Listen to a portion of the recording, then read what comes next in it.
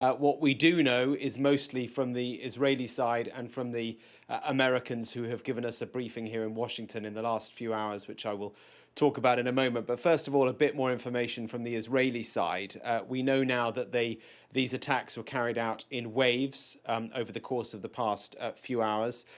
They were carried out by by Israeli fighter jets, which I think is significant. There was a question mark earlier on over whether these would have been Israeli missiles that were fired from Israel all the way over to Iran, or whether they might have been drones or indeed aircraft. Aircraft is the most effective way to hit targets accurately, but it is also the most dangerous because they would have to fly a very long way into Iranian airspace and they would risk being shot down themselves. So by far the most risky of the options that would have been available to Israel to carry out this counterstrike that it said it would do, but has taken three weeks now to do. We know too that these aircraft they struck missile manufacturing facilities used to produce the missiles that Iran fired at Israel over the past year. That is the claim made by the Israelis. We have no independent evidence that they did hit these sites, but this is what Israel is telling us was the targets. They also, the fighter jets, hit the surface-to-air missile systems that could be used to shoot down these aircraft. So two distinct targets: manufacturing facilities used to produce the missiles to fire at Israel, but also the surface-to-air facilities, the batteries that would be used to shoot down the Israeli aircraft. So that's the detail on the operation. We know that it was in Tehran, but in other areas as well. What we do not know is the extent of the damage. And I think that is clearly very important. The sun, I think, is probably now up in Iran.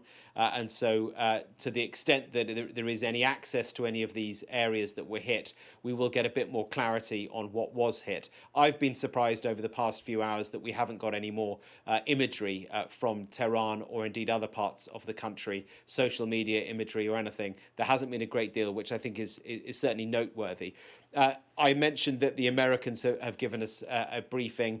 They are stressing that this is an Israeli operation. There's domestic political reasons why they would want to put light between themselves and the Israelis. Yes, they support it fully, but no, they were not involved in it militarily. The US election is a week away, just over a week away. They don't want to be getting involved in anything militarily in the region any more than they already are right now. So they're drawing a space between themselves and the Israelis there, but at the same time saying they fully support it. What I think is clear is that over the course of the past month, we've seen the American administration, publicly and privately, have been putting pressure on the Israelis, their ally, to not go too far. Yes, they accept that Israel had to respond to the 200 or so ballistic missiles that hit Israel on the 1st of October. But the Americans were very concerned that things could spiral very, very quickly into an all-out regional war that would draw America in. So the advice publicly and privately by the Americans to Israel was: don't hit nuclear sites in Iran, don't hit oil sites, don't hit high-value targets, leadership targets. Instead, go for military targets. If Israel has done what it says it's done, and it looks like they have, and hit military targets only, then from an American perspective, from Joe Biden's perspective, he will see this as a diplomatic success, being able to put pressure on the Israelis not to escalate this even further.